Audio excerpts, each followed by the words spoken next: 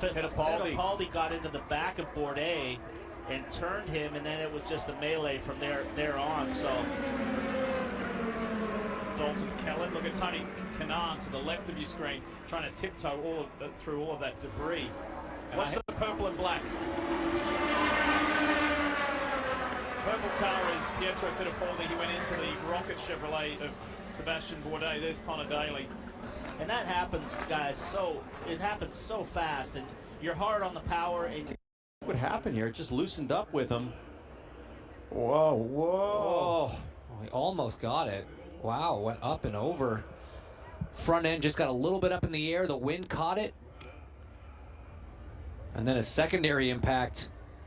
Man, he's got fast hands, man. The fact that that wasn't a spin the first time around. Boom. Man, that safer barrier did its job in a big way. Now, I said the tub was destroyed. I will have to see here. It's the secondary impact when he's inverted.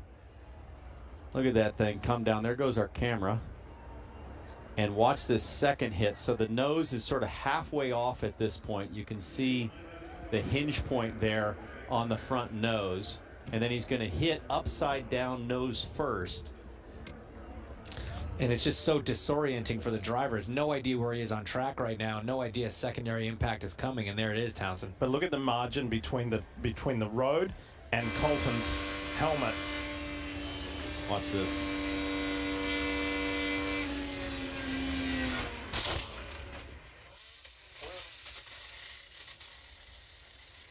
Oh.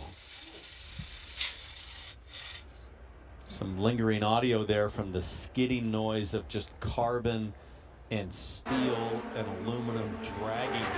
Just turbulent air, I think, James, here. Just got loose behind Sato. Yeah, it's crazy. Normally you go in so much more backwards than that, but because he caught it the first time, he hit at an angle we don't normally see, and that's what popped the front. Newgarden goes around him, getting a little high. Yeah, when the car in front of you comes down, it takes a bit of the air off your front wing. You lose some front grip. Joseph left him some room on the bottom. It's not like he took all the racetrack. You see that, but Felix just getting in the dirty air, and then yeah, once you hit that point, that right front steering arm is broken, and he can't steer the car. He's out of control, and just a passenger. And here comes Kyle Kirkwood, almost avoids it as the left rear comes off. And a vicious crash for Kirkwood. Cockpit first along the safer barrier.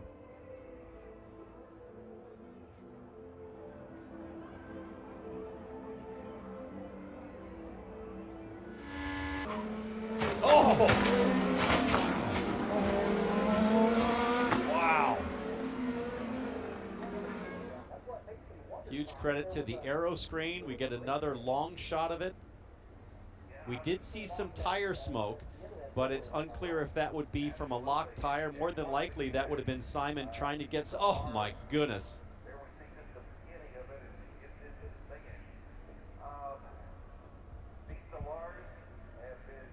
You can see his hands pulled back to his chest, probably grabbing his shoulder belts. And again, I'm going to go back to the good news of that, if there is any, is that... So through one here, turns into two. Man, it just... Uh-oh. And over. Up and over on the side. Yeah, it's a late snap, T-Bell. It is. That's a very late snap. It's a bit of a peculiar one, to be honest. You know, everything doing its job, though. The car, the airtime that thing got, wow. The wall keeping the car out of the fence. This is what happened. This is our first look at it. Wow. Did Rossi run out of gas? Whoa, Oh my gosh. Airtime. Wow. For Stingray Rob. Yeah, something clearly wrong with the 7 of Alex Rossi. Slow off a 2. Then these are just cars that were reacting because Rossi would have been spinning across the track. And I'm sure Kyle Kirkwood at Ed Carpenter. Here's another angle. I mean, yeah, Edge is losing it on his own. Same with Kyle Kirkwood, just getting on the brakes. When you see an IndyCar in the air upright like that, you tend to react in ways that might not be normal. Stingray coming back at you here, lap car.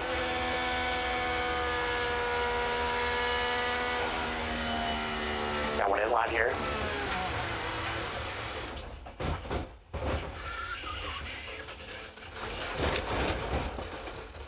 Yeah, right, bud.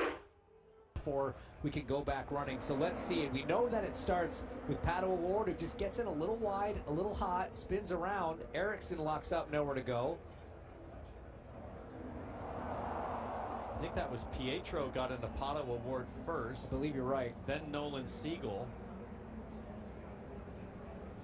Ferrucci seemingly having nowhere to go. Let's see again this incredible angle.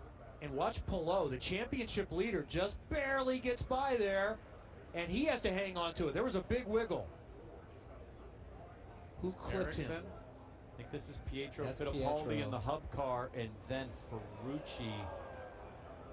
And then Pourchaire Wow. hits his teammates. Fencing did a great job keeping Really that car did. inside the track. Coming right back to where it should. Nolan Siegel, That big was Siegel. contact as Yeah. well. Pourchaire got through. That was Siegel. Yeah. And that's more robust sort of FIA.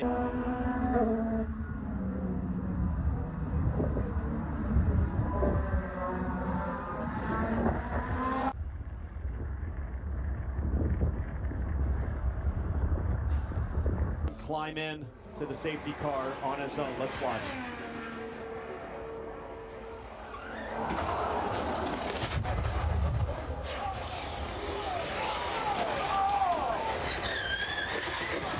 I mean, that looked different even from Armstrong. Armstrong had the moment, caught it, and came around.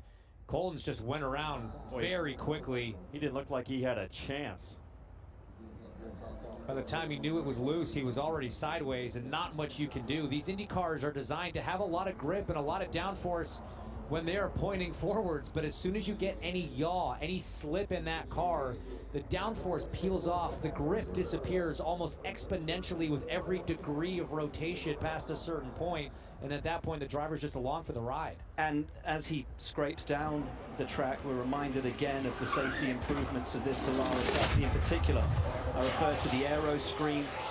If you're new to IndyCar, if you watch Formula One, they have the halo. This essentially is a halo but with a screen around it. It can hold the weight of a... Let's take a look at what happened. Through turn 2, just got loose. Stayed after the power for a while as he got backwards to try to do what he could to spin the car around and ideally keep it off the wall. But guys, the left rear just pogoed. It's still in the air. It hasn't landed yet. There it is. Wow. That is a yard sale of an accident, debris everywhere. And this is what we were talking about at the top of the show with what happened with Marcus Armstrong yesterday. When you're pushing the limits and trying to get the feel for the car that you will have in qualifying, you are running that exact same tightrope that you do when everything really is on the line. Hey, Ryan, you and I have both been through this kind of sequence on an oval. Describe what McLaughlin is experiencing here. I mean, this is one of those deals, you guys were talking about it yesterday, where the feeling within an IndyCar, especially, going that fast, it's micro inputs and the sensation of rotation into the corner. There's such a fine line between the car being dialed in positive on the nose to it just keeps rotating. And So if you remember, this is his first short oval. Oh no, so he got up into the marbles, into that spent rubber on his own, damaged the car, and you a passenger as a driver at that moment. Dear. Oh no. And Joseph absolutely nowhere to go. Look at that. Oh my goodness. I've never seen anything like that on a short Not oval. at all. God, he could have easily cleared the pit wall and ended up crashing down pit lane. And there you see not only the roll bar, but the aero screen halo device protecting Newgarden as the shower of sparks is flooding the cockpit. A nice big gap between the driver's helmet, and you see the right rear of Foster's was so broken he had no control of that car. And Joseph just in the wrong place at the wrong time. But I'm reminded again of the safety of these cars. That is a T-bone impact, which is one of the worst impacts that you can see on a racetrack. How much of that nose is left intact on Joseph's car? How much of the rear of Louis Foster's car remains intact as well, showing once again the strength of these Dallara chassis. And look at that, as the sparks come off, you see the strength of that halo and that aero screen. Let's take a look.